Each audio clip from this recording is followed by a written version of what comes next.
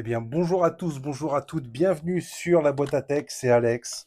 Et aujourd'hui, on se retrouve pour une nouvelle vidéo où on va discuter un petit peu de l'avenir de cette machine. Donc moi, c'est la Switch OLED que j'ai.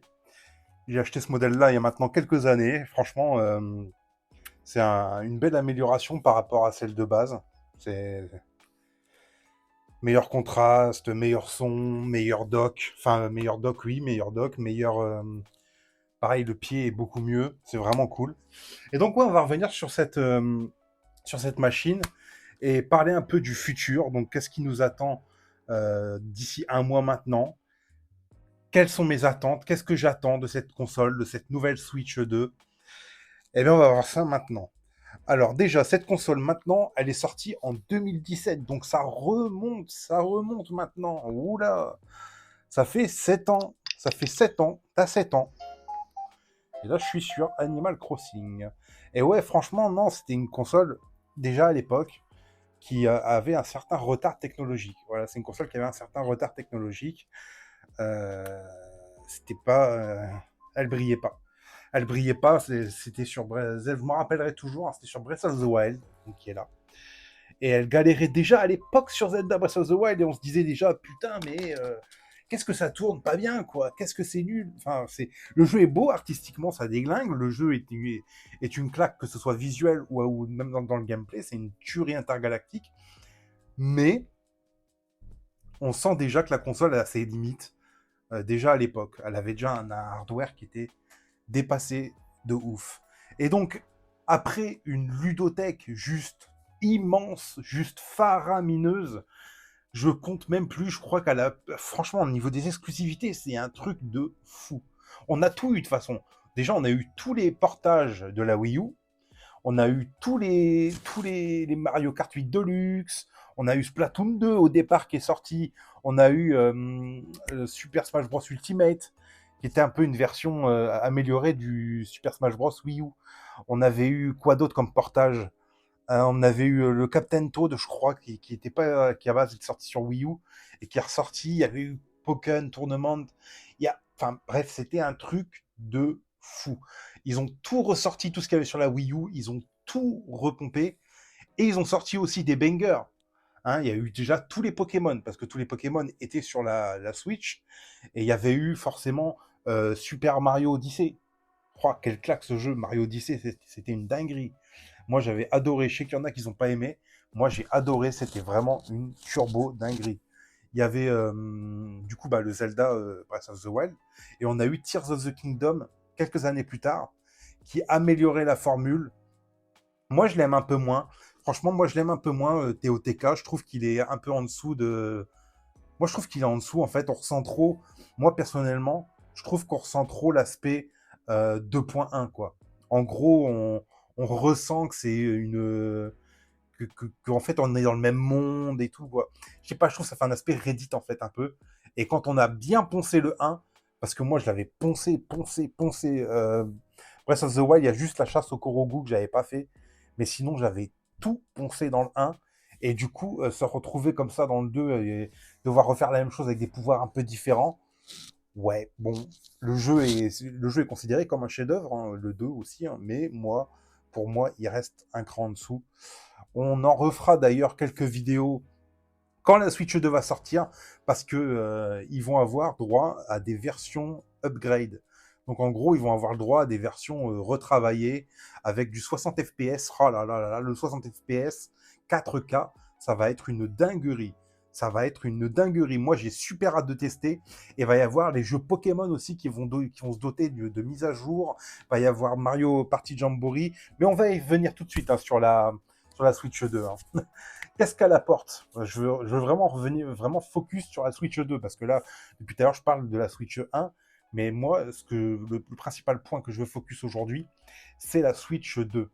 Qu'est-ce qu'elle va apporter? Ah là là. En fait, ce que j'aime, moi, dans la Switch 2, et qu'on retrouvait pas dans la Switch 1, c'est qu'en fait, au lancement, elle est pas totalement en retard, en fait. La Switch 2 est meilleure que la Switch 1 à son époque. En fait, par rapport au lancement, je sais pas si vous voyez ce que je veux dire. En fait, la Switch 2, elle n'est pas en retard totalement. Elle l'est quand même, surtout par rapport au PS5 et aux Series X, aux consoles de génération actuelle, où elle tire un peu la langue, forcément.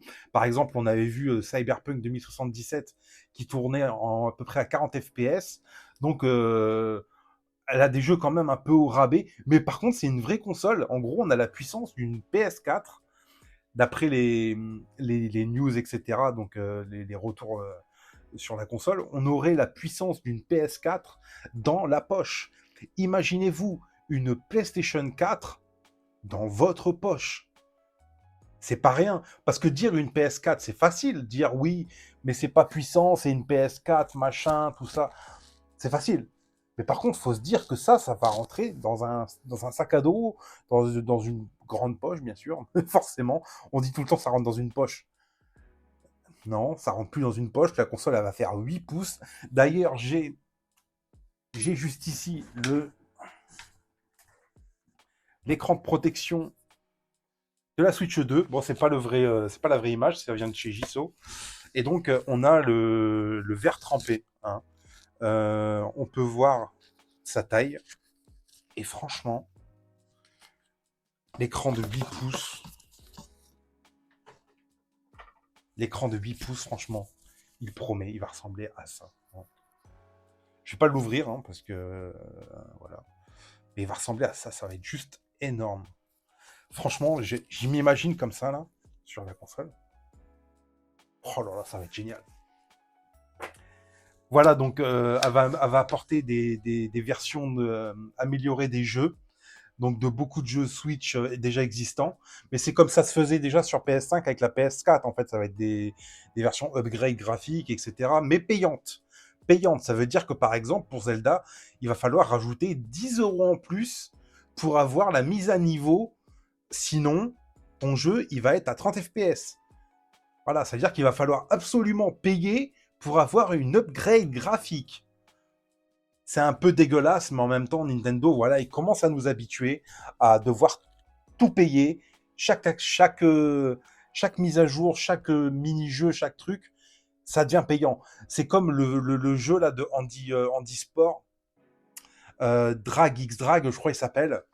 C'est un jeu qui a l'air bien en soi, hein, mais franchement, euh, je sais pas, les couleurs, elles sont un peu ternes. Je trouve qu'on ressent pas trop l'âme de Nintendo dans ce jeu. Voilà, on ressent pas trop l'âme de jeu. Et il y avait aussi l'autre jeu, Nintendo World Tour, je crois il s'appelle.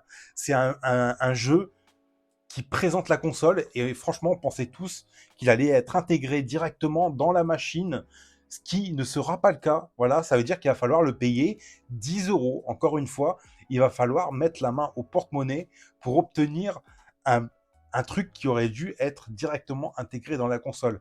Je mettrai quelques images du jeu pour illustrer, pour vous montrer un peu de quoi il en retourne, enfin de quoi je parle exactement. Mais du coup, ouais, il y a ce jeu-là. Au line-up, il va y avoir du coup Mario Kart Tour. Mario Kart Tour qui, je pense, ne s'est pas totalement montré. En fait, j'ai comme l'impression qu'on n'a pas tout vu. Et je le souhaite. Parce que si on a vraiment tout vu, si on a vraiment vu tout ce que le jeu avait apporté, donc tous les circuits, le mode balade qui a l'air un peu limité en vrai, je trouve, eh ben, ça veut dire qu'on va avoir un jeu qui, je trouve, ne vaut pas 90 €. Clairement. Je trouve qu'on n'a pas un jeu qui vaut 90 €. Mais je pense je vais dire que Zelda, mais je vais en venir. Je pense que Nintendo va faire comme Zelda Breath of the Wild et va nous, nous surprendre en fait. On va se rendre compte en jouant au jeu qu'en fait on n'a vu qu'une partie et que tout le reste se déploie une fois le jeu en main et une fois que le joueur peut découvrir tout ce que le jeu a à offrir. Franchement, j'ai super hâte. On va voir si je me trompe ou si... On va voir de toute façon d'ici quelques semaines, hein, on va voir si j'ai raison ou si j'ai tort.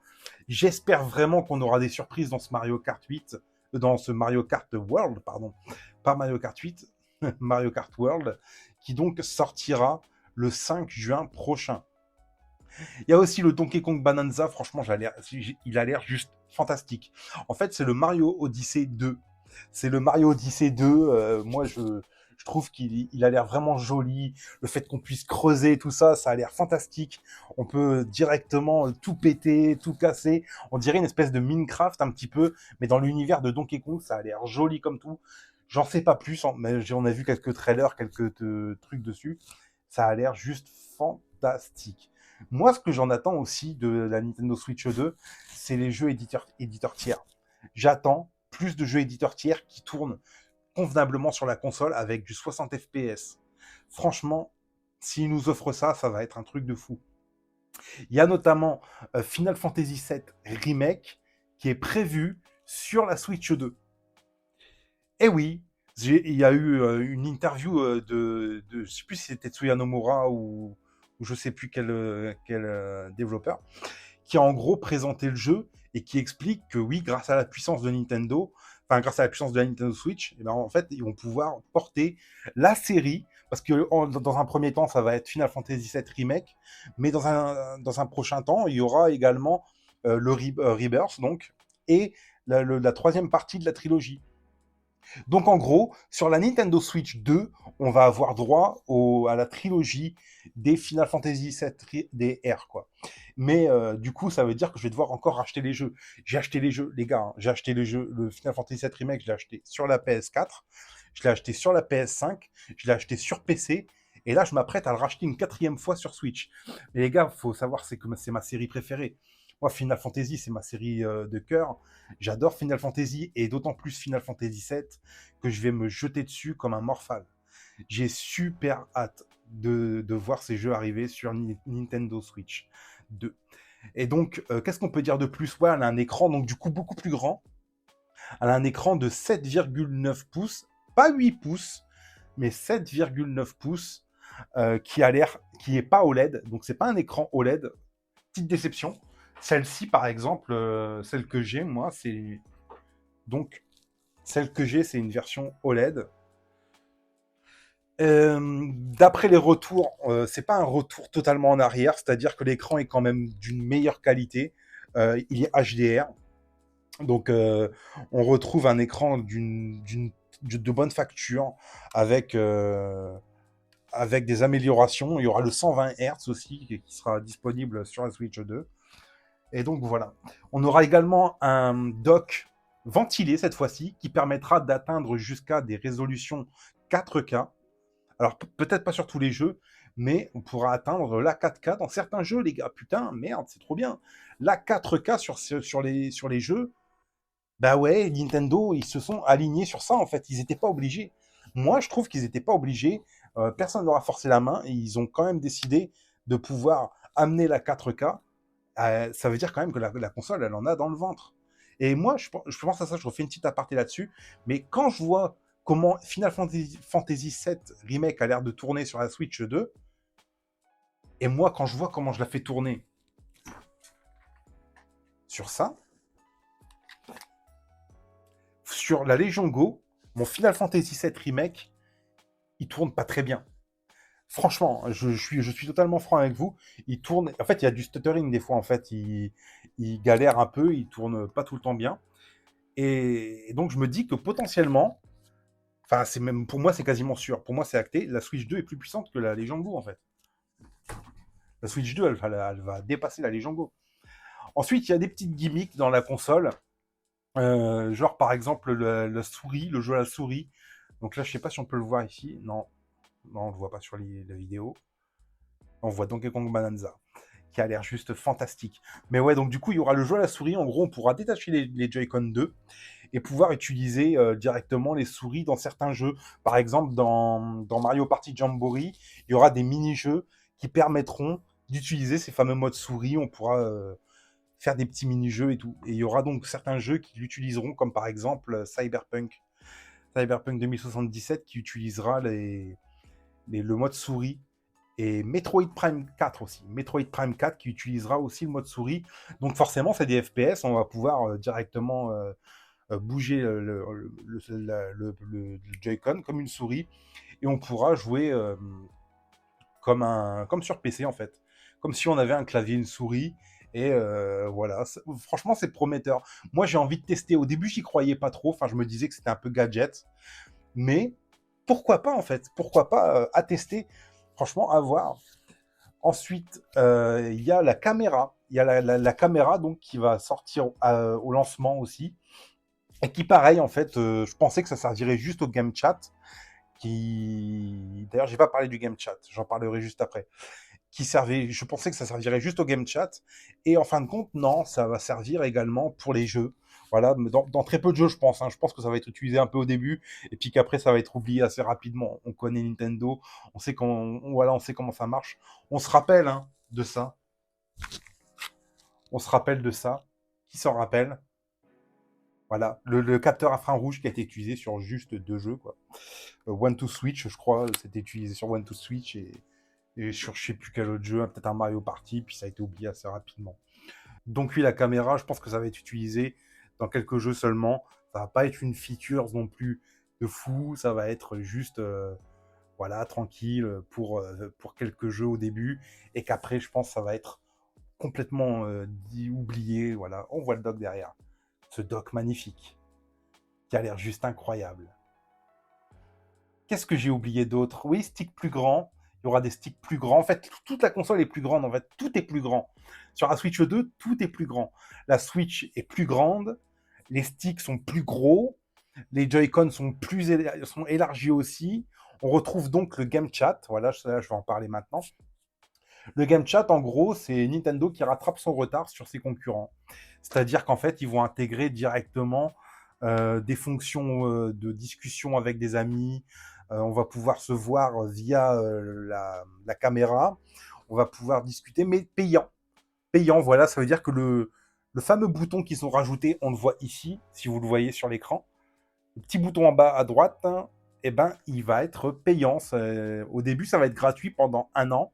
Et ensuite, donc il faudra payer l'abonnement au le Nintendo Switch Online pour pouvoir discuter avec ses amis et donc utiliser ce fameux bouton.